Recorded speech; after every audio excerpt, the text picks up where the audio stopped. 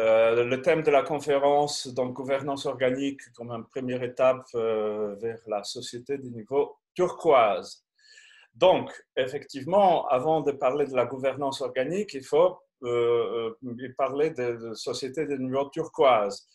Et qu'est-ce que c'est niveau turquoise? Donc, évidemment, ça nous amène à la notion de la spirale dynamique. Si tu veux bien de me laisser partager l'écran. Vas-y, je t'en prie. OK, donc voilà gouvernance organique et voilà spirale dynamique. Donc la notion, je crois que tout le monde est plus ou moins au courant de ce que c'est la spirale dynamique. Je vais expliquer quand même pour ceux qui ne savent pas.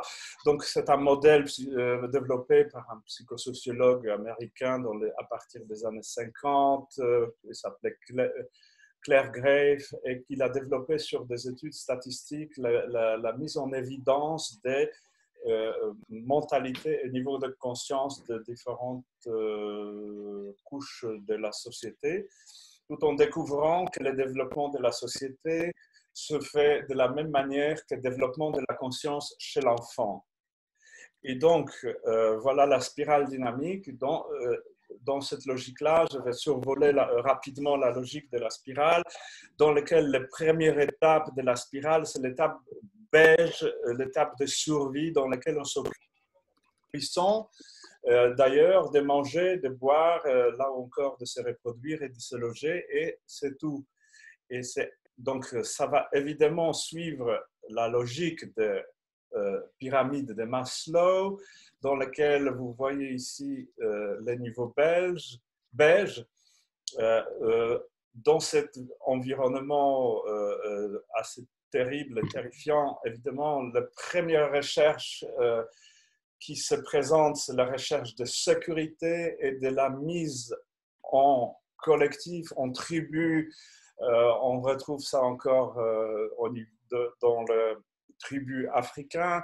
Ben, tout le monde dans ce tribu, il est pris en charge par le collectif. Le pouvoir est aux anciens et aux chamans. Pourquoi aux anciens? J'imagine c'est parce que c'est eux qui ont la plus longue expérience de survie. Pourquoi les chamans? Parce qu'ils ont des informations que les autres ne possèdent pas. Dans cet univers-là, plus tard, émerge donc une autre caste qui est la caste des guerriers, puisque les luttes entre les tribus montrent que les tribus ont besoin plutôt de guerriers, plutôt que les guerriers aient besoin de tribus.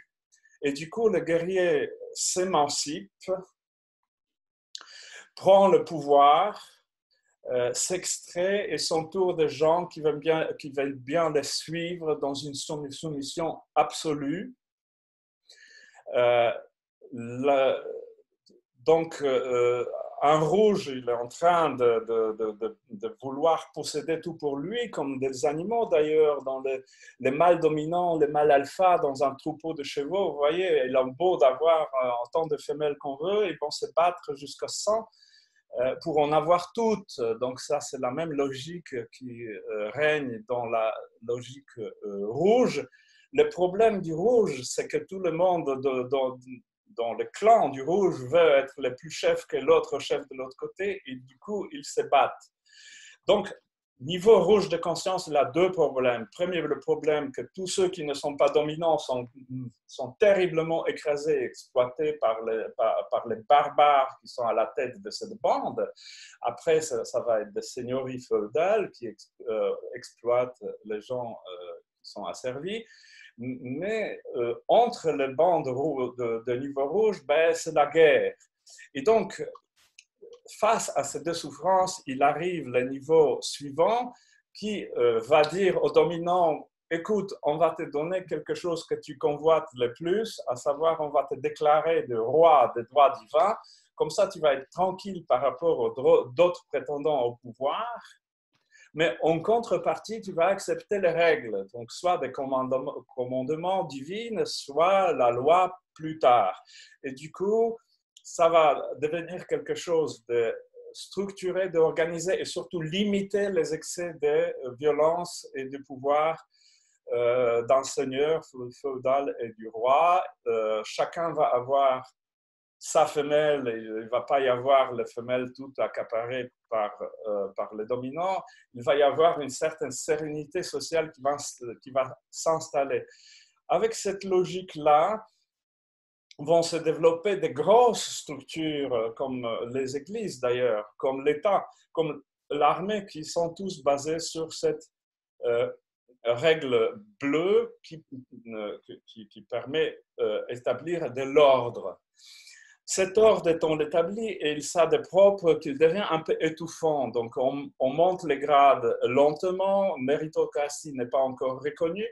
Et dans ce cadre, il y a des malins qui arrivent, qui avec leur capacité de jugeote, atteignent la possibilité de sortir le marron du feu. Et ça, c'est des entrepreneurs.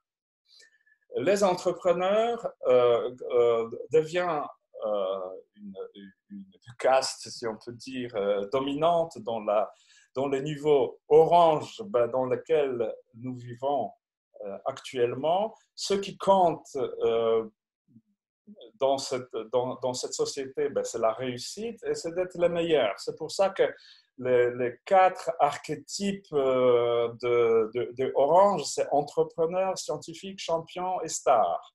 Voilà, tous ceux qui réussissent, voilà, sont mis en exergue dans ce niveau de la spirale.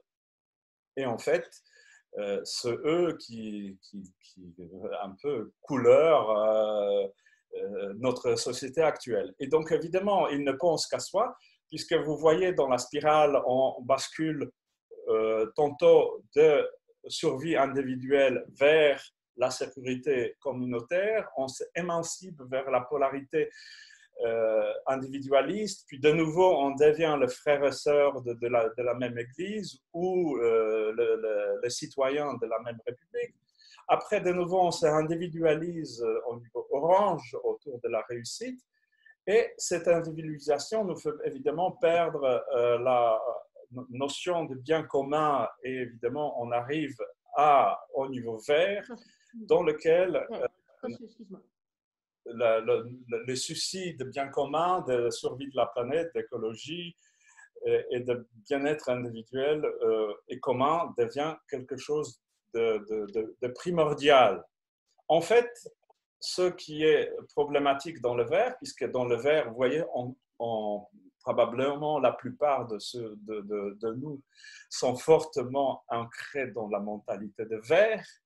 Problème de mentalité de vert, c'est qu'elle est fixée sur les valeurs de vert à tel point qu'il ignore, voire conteste les valeurs de niveau précédent, orange. Donc la plupart des verts, ils vont détester de l'argent, diaboliser de l'argent, ils vont détester tout ce qui est la hiérarchie,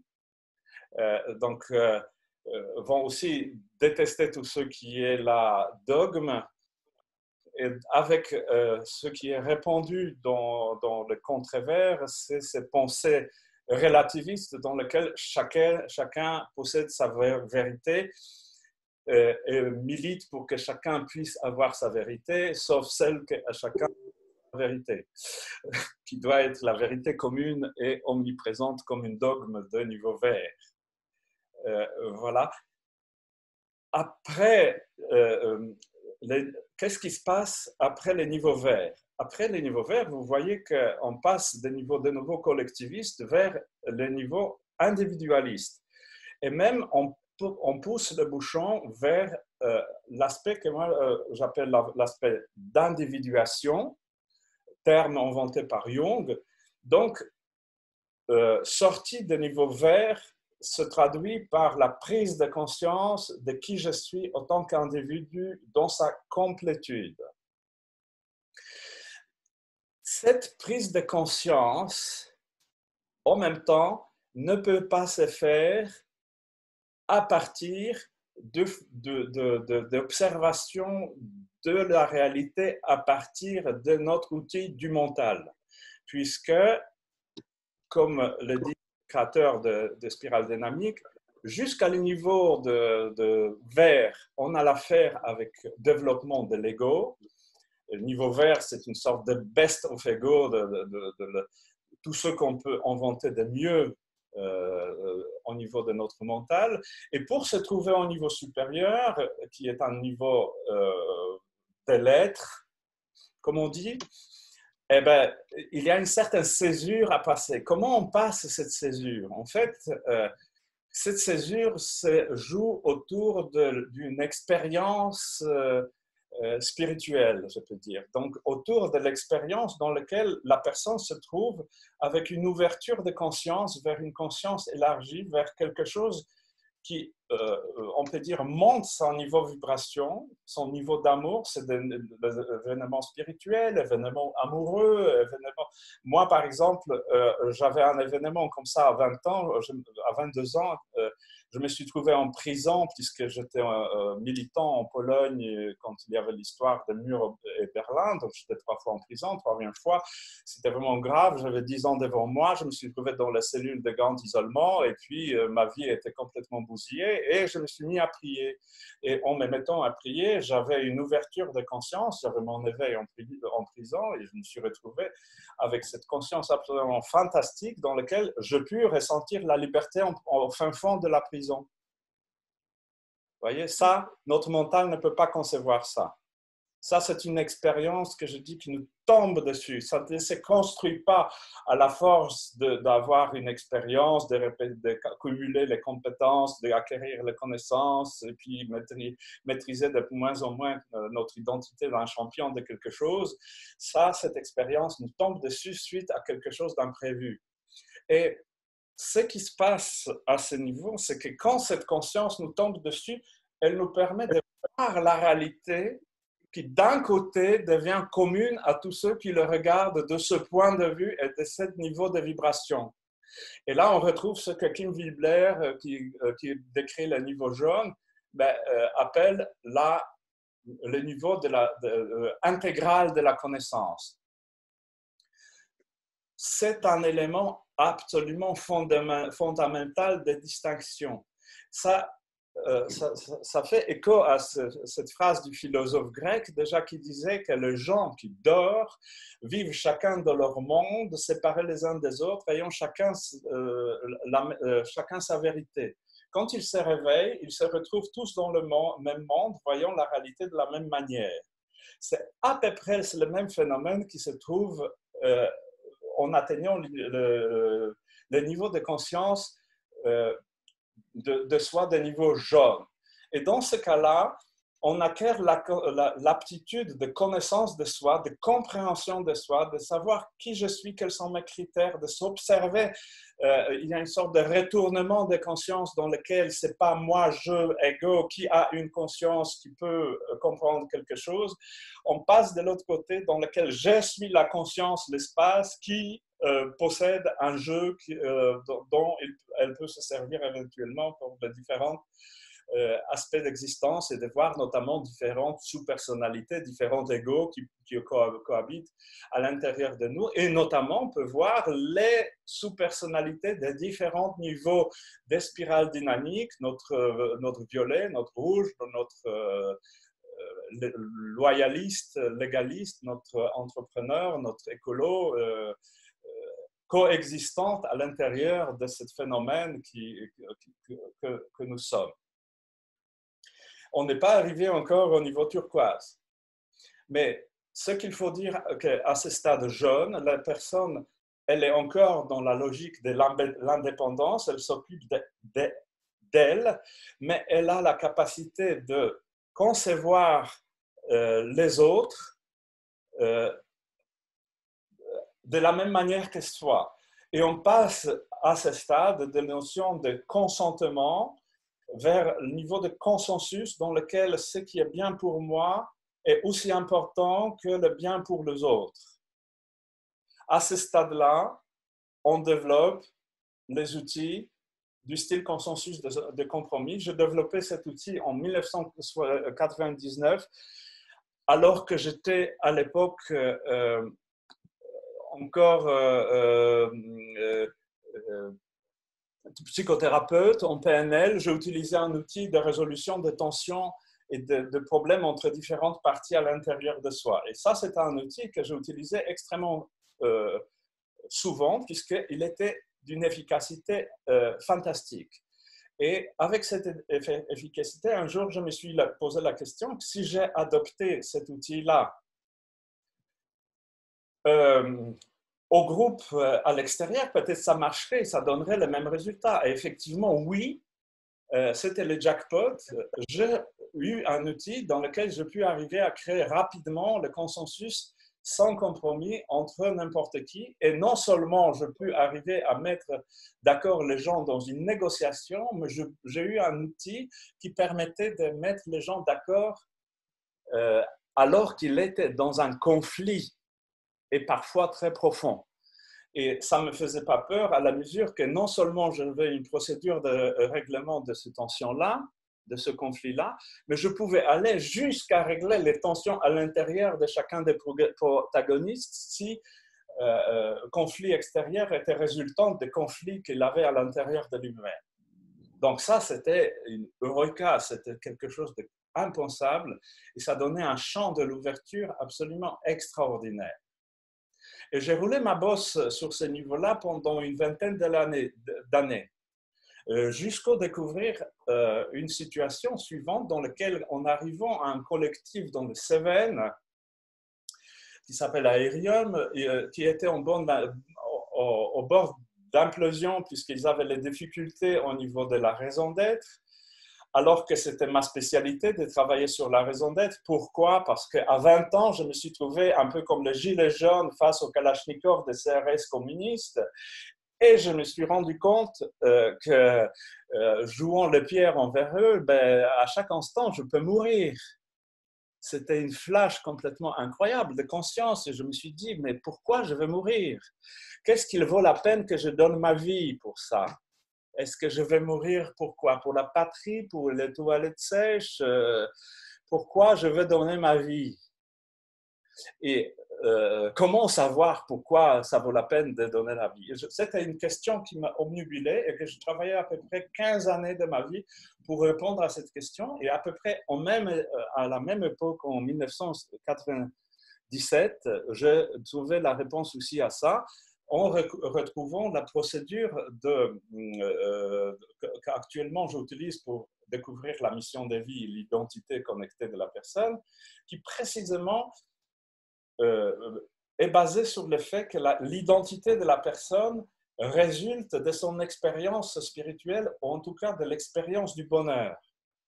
Et que c'est cette expérience du bonheur qui détermine de manière absolument flagrante qui je suis. D'ailleurs, il me vient à l'idée l'exemple de quelqu'un qui s'appelait André Fossard. C'est un journaliste communiste qui avait un événement comme ça.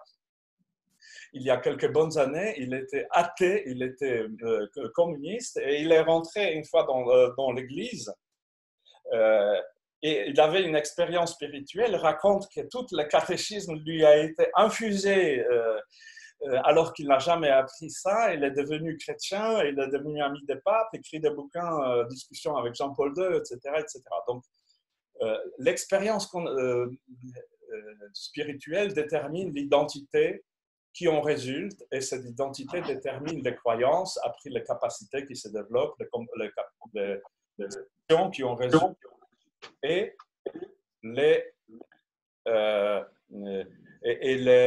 l'environnement qui est produit grâce à ça. En fait, cette logique-là descendante, il est tout à fait opposé à la logique montante dans laquelle j'ai réalisé plus tard que, effectivement, dans la vie, ça se passe exactement à l'envers. On vit dans un environnement qui nous fait faire des choses, dire papa, maman, faire du vélo, parler, petit à petit, on acquiert les compétences et quand on devient compétent, on dit mais voici compétent, la croyance, et on finit par être forgeron à la force de forger et à la fin, il y a une extase des champions du monde de forgerons qui, quand il réussit, il atteint le niveau d'extase de la réussite de sa vie. Vous voyez, il y a de logique, et c'est cette logique descendante que j'ai compris qu'il est essentiel dans la découverte de l'identité que j'appelle l'identité connectée à un être profond. Et dans ce collectif, dans le Cévennes, précisément, j'ai utilisé cette procédure pour les aider à retrouver la raison d'être de leur collectif. Et en fait, chacun d'eux, j'invitais chaque membre du collectif de trouver le moment de leur vie qu'on appelle l'expérience de référence, dans lequel ils étaient vraiment parfaitement comblés, ravis, comme moi, au moment de prison, ce que je vous ai témoigné tout à l'heure. Et ce qui s'est passé, en fait, c'est que ces personnes-là, alors qu'ils étaient dans un bel niveau de conscience et de développement spirituel, à la force de se trouver en contact avec ces vibrations-là, ben, nous nous sommes trouvés dans quelque chose d'incroyablement vibrant, dans un cocon de bien-être et de liens. Et nous avons réalisé qu'à l'intérieur de ce cocon, nous avons une aptitude à voir les choses de la même manière et voire unanimité se produit tout seul. Il suffit dans cet état-là d'invoquer une question, un problème, pour que l'esprit de cerveau droite, ouvert à l'inspiration, ben, se trouve inspiré de la même manière chez chacun.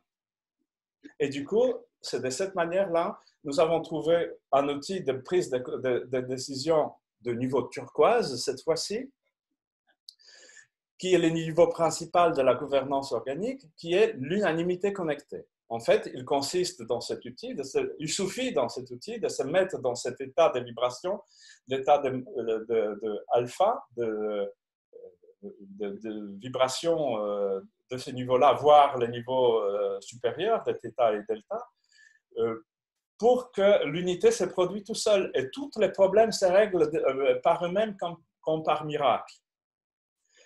Ce qui est propre à ce niveau-là, quand on l'expérimente, que la frontière individualiste de conscience de niveau vert disparaît d'un coup et nous créons un organisme. Donc, nous sommes passés du côté individualiste de la spirale de nouveau vers le côté communautaire. Et du coup, ben, nous formons un corps qui fonctionne dans une parfaite unité, donnant une entière satisfaction à tout ce monde, possédant une capacité de régler les problèmes inouïs et un regard sur la réalité qui est unifiant. Et là, c'est jackpot, quoi. J'étais tellement fasciné de ce que nous avons découvert que je suis devenu membre de ce collectif et je suis resté presque 2 ans avec eux et on a vu tous les problèmes qu'un collectif puisse avoir pour les traiter de cette manière-là. Et c'est de cette manière-là que nous avons exercé et développé même une constitution du collectif organique. Et effectivement, il y avait des problèmes dans ces collectifs, y compris des problèmes du pouvoir, des dominations, des problèmes financiers. Et c'est à partir du moment que j'ai identifié les problèmes de jeu de pouvoir à l'intérieur qui empêchaient la logique de gouvernance organique qui précédemment a été installée, fonctionnait que je suis sorti de ce collectif. Enfin, ça mérite d'être raconté rapidement. En fait, plus on découvrait notre connexion, plus la vie devenait paradisiaque dans ce collectif. Pour à peu près moitié de ces membres qui étaient à peu près cohérents avec la raison d'être qui était la raison d'être de fondateurs. Or, d'autres moitiés du collectif se rendaient compte que leur raison d'être, la motivation pour laquelle ils sont dans ce collectif, divergeait de motivation de l'autre moitié du collectif. Et évidemment, ça générait des tensions. Ces tensions, on appelle des tensions stratégiques sur la raison d'être et d'être ensemble. Effectivement, petit à petit, ces gens partaient. Et plus ces gens partaient, plus c'était les paradis entre ceux qui restaient. Toutefois, on est arrivé à la situation dans laquelle la moitié du collectif est partie. Nous, on était super bien de notre côté. Pourtant, il y avait une situation dans laquelle on s'est rendu compte qu'on manquait de loyers pour payer la mensualité.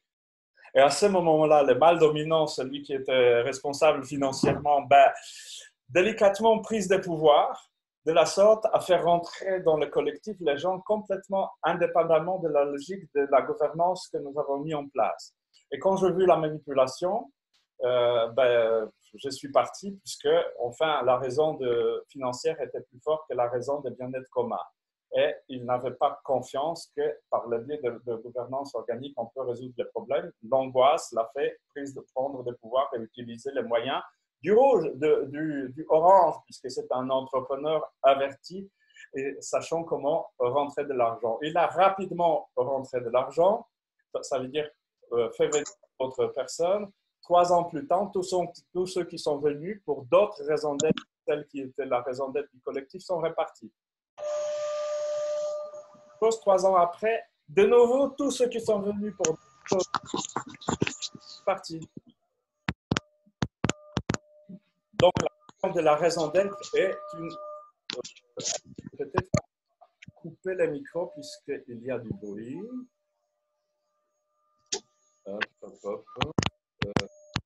Donc, comment je peux avoir la main sur le micro puisque je ne le vois pas. Bon. Bon, là maintenant c'est calme, donc je vais continuer. Voilà, donc ça c'est la question des raisons d'être.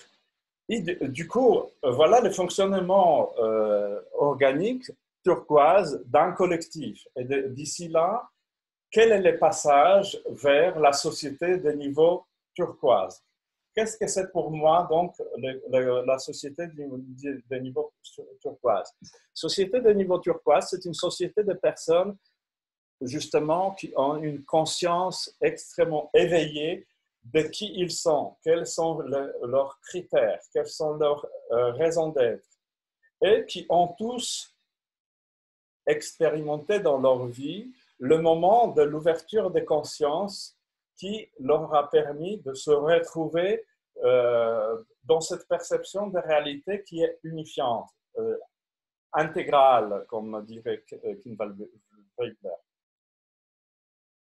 Ces personnes-là, ayant pris conscience de leur raison d'être, elles pourront se réunir avec les autres qui ont la même raison d'être. Ça, c'est une révolution, puisque ça signifie que dans les sociétés turquoises, une organisation qui se crée en fonction de la raison d'être des individus qui les créent. Alors que jusqu'à maintenant, toutes les entreprises, toutes les coopératives et tous les collectifs ce sont des organismes qui possèdent une raison d'être intéressante et récoltent les gens qui sont plus ou moins d'accord avec cette raison d'être pour en devenir les serviteurs. Donc, première énorme différence est là. Une fois quand on a créé l'organisation entre les personnes qui ont la même raison d'être, cette organisation se développe précisément en prenant des décisions dans l'unanimité connectée. Pour que l'unanimité connectée puisse avoir lieu, il y a tout un tas de procédures du style facilitation météo spécifiques qui permettent à ces personnes-là de se reconnecter à leur ressenti, aux sensations et aux émotions, à cette conscience de qui je suis, de ce qui est, hein, conscience de l'être en opposé quelque part avec la conscience de ce que je pense donc je suis, non, je sens donc je suis, et à partir de la connexion de soi, je reçois la conscience de la réalité qui parfois est très différente de ce que je pense. Donc, pour que ces personnes-là puissent fonctionner de cette manière, de faire des météos et de fonctionner de cette manière, la réunion de personnes concernées ne peut pas dépasser une douzaine de personnes. Donc, dans la société turquoise est une société constituée par des organisations de douzaines de personnes maximum. Ces personnes, quand elles grandissent, elles se séparent comme des cellules. Voilà la logique organique. Comme les cellules se séparent, et soit ils restent indépendants, soit ils restent en lien comme dans une famille, ou sur le plan économique, on fonctionne comme le sous-traitant. Donc, sous cercle d'un cercle initiateur. Ou bien, on peut créer les collectifs, les cercles des représentants, douzaines de collectifs constitués ainsi. Ben, on voit un représentant, il crée une société, le niveau supérieur à une cellule de douzaines de représentants qui fonctionne exactement de la même manière que la douzaine initiale. Et ainsi de suite, jusqu'à, il faut 6 niveaux pour couvrir le territoire, la population de la France. Il faut seulement 6 niveaux pour couvrir 67 millions de personnes. Ça, c'est une vision. Et donc, évidemment, à partir de cette vision-là, on peut constater que la logique, la logique première de la cellule ou de collectif organique est d'être en cohérence avec soi-même et donc avec sa raison d'être.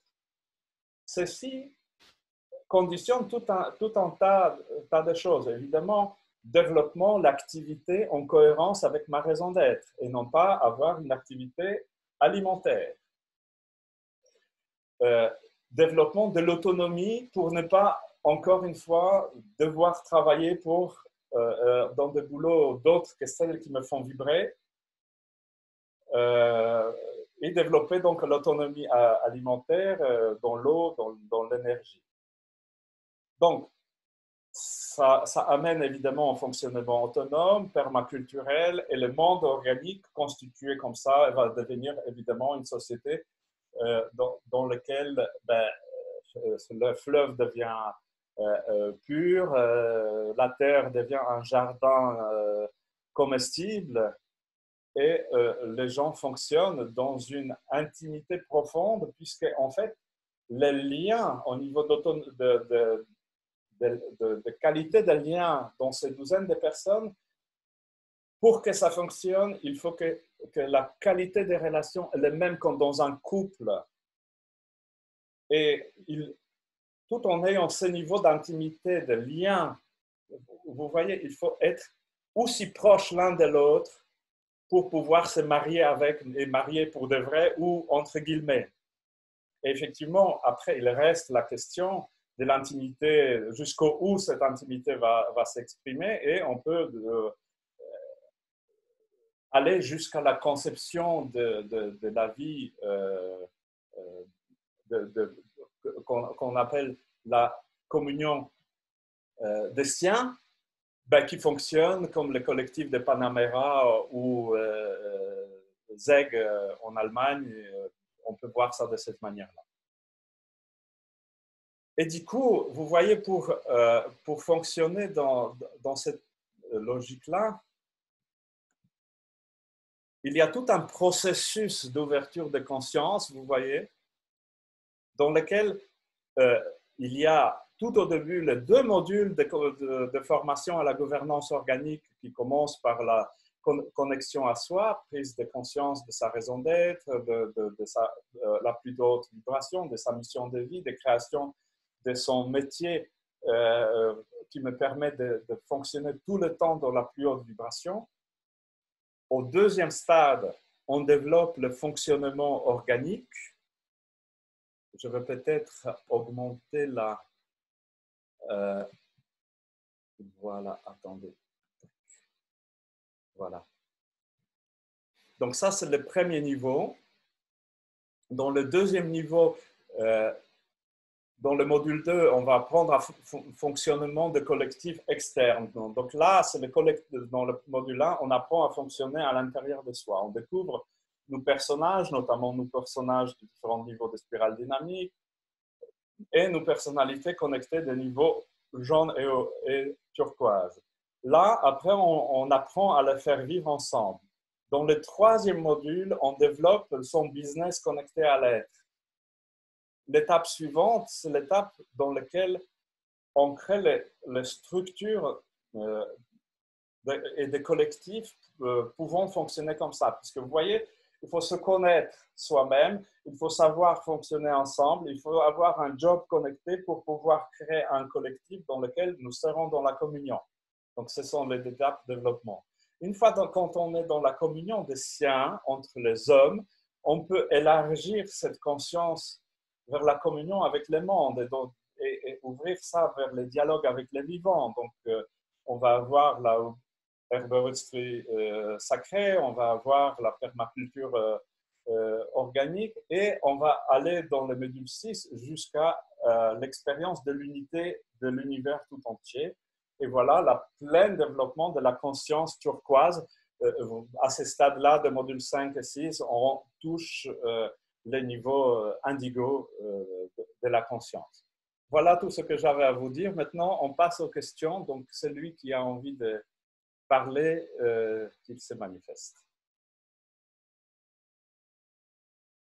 Je ne sais pas s'il y a des... il y a des questions ici dans la conversation. Je ne les ai pas lues, donc je propose la chose suivante. Timothée, comme toi, tu es habile dans ça. Soit tu lis les questions et moi je réponds, soit ceux qui ont des questions branchent leur micro et ils posent la question. Ça vous va, Timo? Je pense que les gens vont pouvoir poser directement leurs questions, ce sera plus simple. On n'est pas très nombreux, donc ça va le faire. Moi, je pense aussi, oui. Alors, il y avait des questions de Baska, il y avait des questions d'Hélène, donc je ne sais pas si est-ce que vous voulez les poser.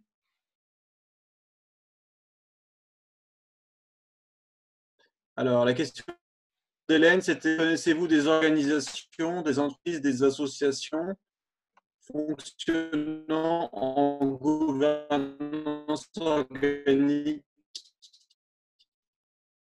pour avoir des exemples? Oui, la seule organisation fonctionnant en organique, c'est le collectif Aerium dans le Cévennes. Il y a une entreprise qui est l'entreprise des gens qui sont dans ce collectif parisien qui s'appelle Mereo, qui a été formé à la gouvernance organique. Il s'approche à ce fonctionnement. Il y a notre collectif ici à Picotalent que nous développons avec Corinne, où nous faisons les formations. Il y a les formations donc avec les modules deux modules d'une semaine chacun. Donc on le fait en présentiel et actuellement on le fait en ligne. La prochaine fois, on va faire la version hybride pour ceux qui veulent venir en présentiel et qui ont du courage, et ceux qui veulent se préserver, ils pourront suivre en ligne. Mais nous faisons aussi les formations de longue durée. Et dans ces formations de longue durée, se forme un collectif avec les gens qui fonctionnent avec nous pendant 3, 6 ou 1 mois, sachant qu'avec 3 mois, on a une certification de pratiquants de la gouvernance. Après, il y a le facilitateur après 6 mois et le formateur de gouvernance organique après 1 an. Il y a des personnes qui ont été formées à ça et il y a un collectif qui s'est monté à Bafranco, qui fonctionne aussi en gouvernance organique. Oui. Donc, pour l'instant, c'est quelque chose qui est émergent, bien évidemment. Ce n'est pas quelque chose comme l'entreprise libérée qui fait un traîner de poudre, parce que vous imaginez bien que ça demande un travail sur soi absolument extraordinaire. Et la confrontation entre nos personnalités égotiques, d'ailleurs, de différents niveaux de la spirale, et notre personnalité connectée de l'être, c'est du travail, quoi. D'ailleurs, Timothée a fait la formation, donc il peut témoigner de travail que ça. Ce sont des remises en question personnelles et collectives, donc c'est vrai que c'est un gros travail, quoi. 9 jours de formation, ça travaille de l'intérieur aussi, hein, donc ouais, tout à fait. Avant, c'était 9 heures. Après, j'ai constaté que c'était beaucoup trop serré et on a maintenant 14 jours, disons 13 jours, parce que c'est 6 et demi de fois. Voilà, pour pouvoir tranquillement apprendre tous les éléments et d'avoir du temps pour évolution personnelle.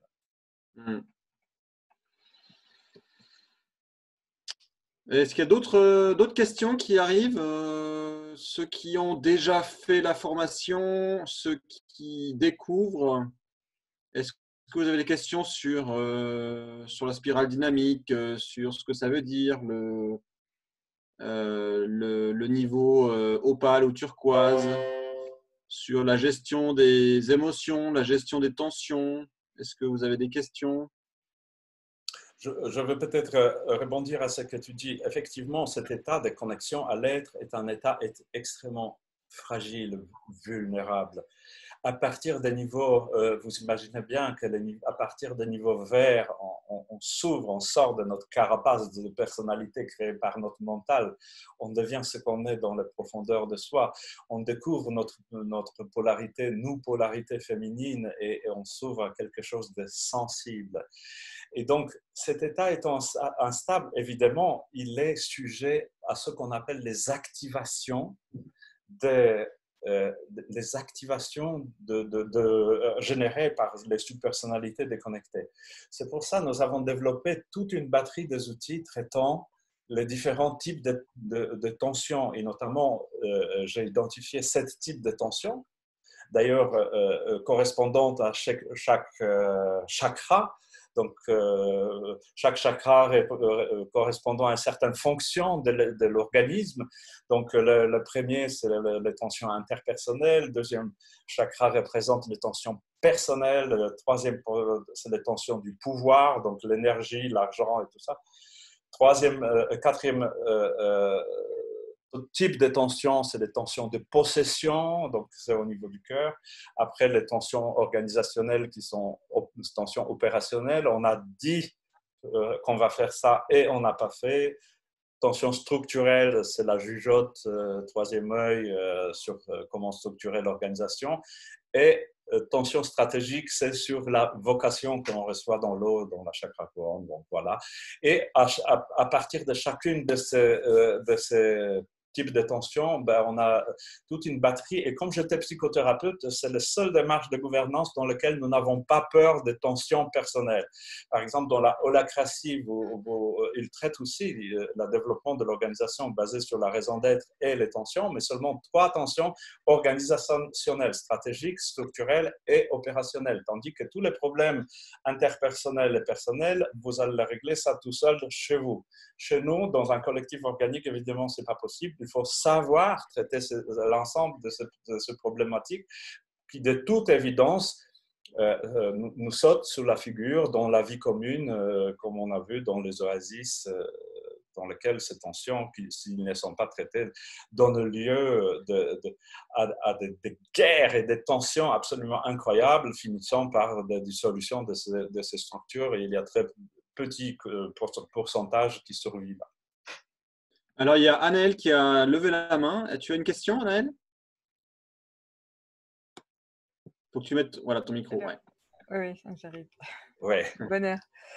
Moi, ma question, c'était par rapport à transmettre ça après à l'ensemble d'un groupe. Parce que donc ça rejoint un peu ce que tu disais là sur est-ce qu'il faut que chacun dans le groupe ait déjà ce niveau de travail sur soi finalement pour Mais oui, pour pouvoir fonctionner en organique, en turquoise, il faut que chacun puisse atteindre ce niveau-là. Il y a 2 critères pour pouvoir fonctionner ensemble. Il faut avoir la même raison d'être, ce qui n'est pas évident dans un collectif. Et vous voyez, il y avait des collectifs qui ont découvert que leur raison d'être de certains n'était pas commune, comme celui que j'ai invoqué déjà dans le Cévennes. Donc, il y a un gros risque de séparation. Mais ça, de toute façon, si vous avez une raison d'être différente, vous allez vous séparer plus tôt ou plus tard dans des souffrances, des tensions interpersonnelles qui vont se manifester plus tard. Il vaut mieux que ça se sépare avant. Donc, 2 conditions, c'est la raison d'être commune et d'être d'accord sur le mode de gouvernance. Et le mode de gouvernance, ça présuppose le niveau de conscience et d'apprentissage. Malheureusement, je ne vois pas d'autres moyens de fonctionner en organique qu'en faisant bien la formation, et non seulement la formation, mais en s'appropriant la démarche, sans quoi ça ne va pas être organique ni turquoise. Il y avait P. Jarno qui avait aussi peut-être une question, qui a levé la main. P. Jarno? Non, d'accord. On va passer à Michael. Question. Dans cette vision gouvernance organique, je serais curieux de savoir comment tu considères la place des mineurs, autrement dit les enfants. Dans cette logique, tu sais, je suis très très proche de fonctionnement des écoles démocratiques. Je vois la place de l'enfant comme une personne tout entière. D'ailleurs, l'enfant, s'il n'est pas castré après 3 ans, c'est un être qui fonctionne en jaune, dans son indépendance, dans la préservation de ce qui est important pour elle de manière totalement sans compromis, vous voyez. Et du coup, il est tout à fait bienvenu dans le fonctionnement organique. Sachant qu'effectivement, dans la logique que la mienne, moi, évidemment, je préconise de traiter l'enfant comme une personne à part entière. Et donc, tu connais le fonctionnement d'école démocratique? Ça te parle? Oui, oui, oui, j'en ai créé une en fait. C'est pour ça que je pose la question. Voilà, donc, évidemment.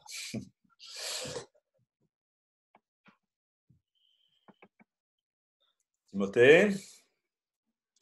Ben allez-y, hein, prenez la parole. J'ai pas besoin de. On est pas pas si nombreux que ça, donc allez-y, prenez la parole, posez vos questions. Profitez-en, Alexandre est là pour vous répondre. Donc là, Corinne me suggère qu'effectivement, toutes les informations, si vous voulez, d'avoir des vidéos, les tableaux comparatifs de différents types de gouvernance se trouvent sur la page gouvernance-organique.fr. Et là, j'ai un petit bonus pour vous, puisque je vous propose, pour ceux qui sont un peu,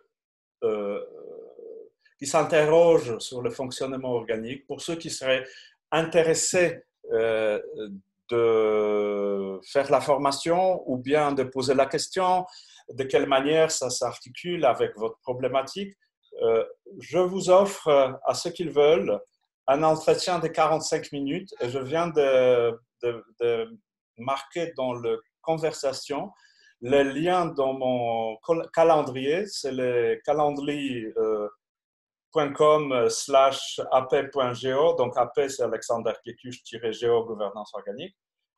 Même si vous oubliez, vous pouvez vous rappeler que c'est sur la page de Calendly. Et là-bas, vous pouvez prendre un rendez-vous avec moi. Je vous offrirai 45 minutes de partage ou de coaching si vous avez besoin sur les différents aspects de ce qui vous intéresse.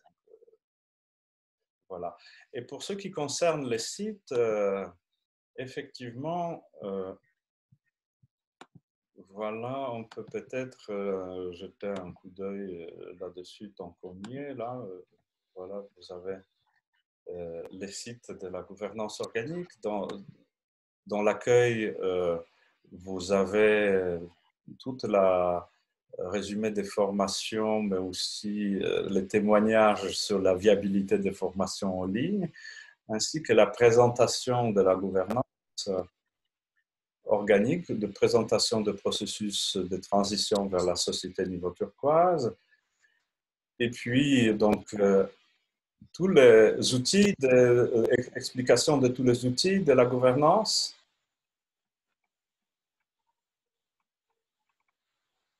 Et puis, après, vous avez ce tableau comparatif dans lequel vous pouvez voir quelle est la différence entre la sociocratie, holacratie, gouvernance des écoles démocratiques, notamment gouvernance cellulaire, gouvernance partagée, entre fonctionnement en consensus sans compromis, entre l'instant Z et la gouvernance organique, selon 24 critères que vous avez ici à gauche.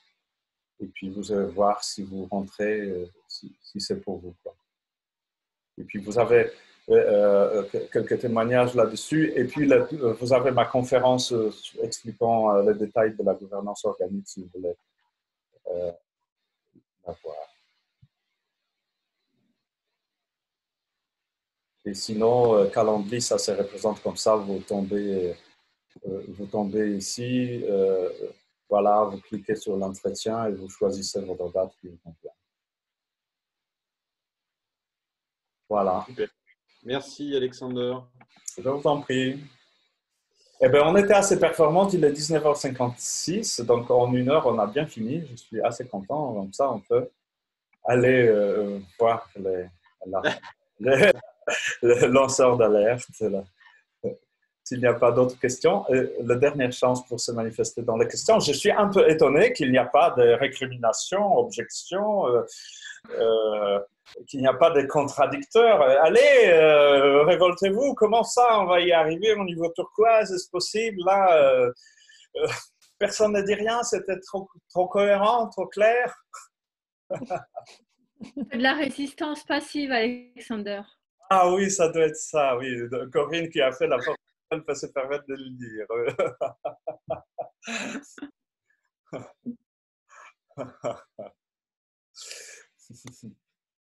Ok, bon, ben, écoutez, dans ce cas-là, au plaisir de se voir, soit dans l'entretien, on va faire ça par Zoom ou par Skype pour se voir, pour que ça soit cool, ou pas. On va commencer par téléphone, après on peut changer. Donc voilà. Portez-vous bien et à bientôt dans le monde. Merci. Bonne soirée à tous. Merci, À une Alexander. prochaine. Bonne soirée. Merci à tous. Au revoir. Merci, au revoir.